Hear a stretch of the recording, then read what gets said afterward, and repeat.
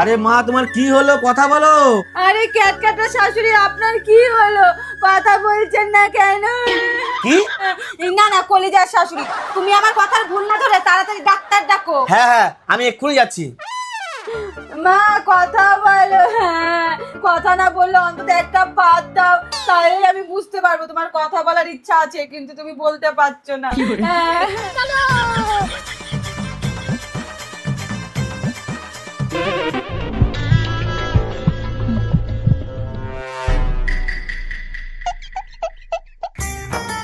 কি হয়েছিল? জ্বর এসেছিল, হসপিটালে ভর্তিও করেছিলাম। ডাক্তার বললো অপারেশন করতে হবে। অপারেশন হলো, কালকে বাড়িও নিয়ে আসলাম। আজকে থেকে আর কথা বলছে না। কিন্তু অপারেশন কিসের হয়েছিল? পেটে পাথর হয়েছিল।